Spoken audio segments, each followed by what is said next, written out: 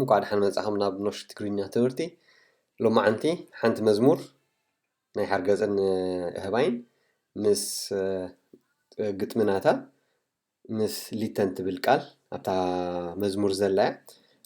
ليتن كم قال قلال تمثل بتعمي اطعما ግን ብርትዕ ድበለት እያ ስለዚ ተሒዝካ ዳርጋ ብርቱዕ ብዙሕ ናይ ኖሽክ ነገራት ተረዲእካ ኣሎ ማለት እዩ ስለዚ ሊተን ንእሽተይ ማለት እዩ ኣድጀክቲቭ እያ ሊተን ጉድ ክትብል ትኽእል ንኣብነት ኤን ሊተን ጉድ ጉድ ሽም እዩ ምሽ ሱብስታንቲቭ ማለት እዩ ንእሽተይ ሕጂ ብገላፅ ናይዚ ጉድ ማለት እዩ ስለዚ ክንጅምር ኢና እዚአን ኣህባይ ይላገጻሉ እየን ዘለዋ በብሓደ ድማ እንዳበልዐን ክኸይድ እዩ ማለት እዩ እዚ ትርጉም ክንከይድ ኢና ስሞ ማለት ንእሽተይ ማለት እዩ ቅድምታ መዝሙር ኢና ናብዚኣ ክንከይድ ኢና ናብታ ኣጣዕማ ናይ ሊተን ማለት እዩ ኣበካተር ተነህባይ ማለት እዩ ኢኤትረኻ ኣብታ ሓንቲ ገረብ ሓሙሽተ ነይረን ማለት እዩ ሕጂ ለክተ ይፃወታ ነይረን ማለት እዩ ኣብ ትራር ኣብ ቁርባ ኣብ ገለግራብ ማለት እዩ ኖን ትራር ዲ ኣርተት ማለት ከምዚ ይላገጻሉ ነይረን ኣይተርክበናኒ ሃይተርክበናኒ ሃብሎ ነይረን ማለት እዩ ዱካን ኢኬት ታኡስሃር ይናበላ ላገጻሉ ነይረን ሕጂ ሶኻ ሽዑ መጺቱ ክሮኮዲለ ኮም መጺኡ ማለት እዩ ሽዑ መጺት ክሮኮዲለ ሸምፐስቱር ኦሽቫር ሽቫርያትን በብዚያ ኣብቲ መዝሙር ሰምዑሃም ሸምፐ ማለት ዓቢ ማለት እዩ ስቱር ኦሽቫር ኩሉ ንዓቢ ዝገልጽ ስቱር ተልና ዓቢ ሽቫር ከማ ዓቢ ማለት እዩ ግለፍስ ማለት ከምዚ ሃ ኢሉ ክበልዐን ከሎ ማለት እዩ ወይ ክውሕጠን ከሎ ሽዑ ድሕሪኡ ኣርባዕተ ተሪፈን ከምኡ እናበለት ክሳብ ክልተ ትተርፍ እሞ ኣብ መወዳእታ ሕጂ ፈም ስሞ ኢልና ኣበካተር ሓሙሽተ ንኣሽቱ ኣበካተር ንእሽተይ ሕጂ ከምንታይ ተጠቂምና ኣለና ስሞ ኢልና ኣለና ትርጉማ ኣብዚ ግን ሓንቲ ምስ ተረፈት ግን ኤን ሊተን ኣበካተር ንሓንቲ ኣበካተር እንታይ ትኾን ኣላ ማለት እዩ ሊተን እዚ ናይ ኖሽክ ጠባ እዩ እቲ ቋንቋ ሓደ ቃል ኣብ ተፋሊ ኣብ ብዙሕን ውሕድን ክትጥቀመሉ ከለካ እቲ ኣድጀክቲቭ ይቃየር ስለ ዝኾነ ማለት እዩ በየገብር ማለት እዩ ስለዚ እቲ ሓንቲ ኻ እናተፃወተት ኮላ ሳውን ነቲ ክሮኮዲለ ኣርተ ጌራቶ ኣርተ እናገበረቶ ኮላ ድማ ዱካን ኢኬት ታማይ ሃር ኣብዚ ኣይትሕዘንን ኢኻ ትብላ ታማይ ሕጂ ታኡስሃር ነይራ ኣንተ ወይ ኣይትሕዘናን ኢኻ ነይራ ሕጂ ኣብዝኻ ታማይ ሃር ኮይና ማለት እዩ ሽዑስ ክሮኮዲለ መጺኡ ሶ ዲገር ኦሶ ሽቫር ሶ ማለት ብጣዕሚ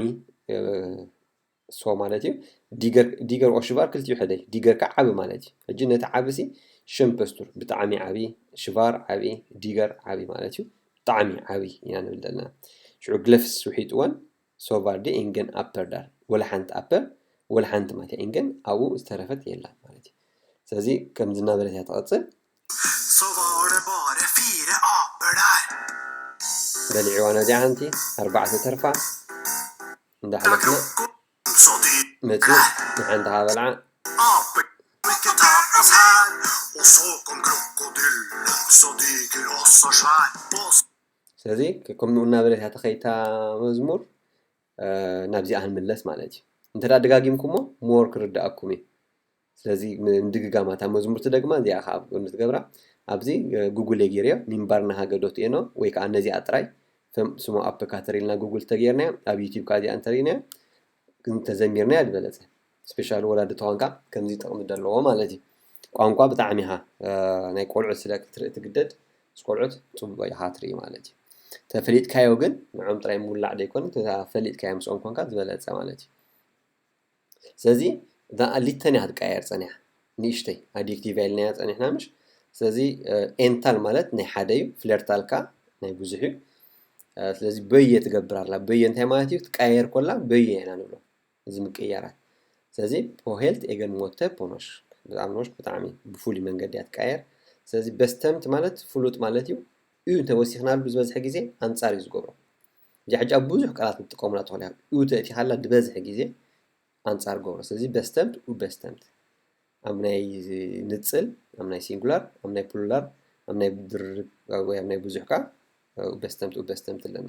ስለዚ ኤን ኣይ ኤት ክትከውን ከላ ሊተን ሊታ ሊተ ትኸውን ሕጂ ኤን ሊተ ጉድ ኣይ ሊታ የንተ ኤት ሊተ ሁስ ትኾን ኣላ ማለት እዩ በስተምት ኮይና ፍሉጥ ተኮይኑ ግን ኣብ ኩሉ ሊላ እያ ትኸውን ኣብ ዝተረፈ ብምሉእኻ ስሙ እያ ትኸውን ማለት እዩ ስለዚህ ፈም ስሞ ኣፔካተር ክንብል ፀኒሕና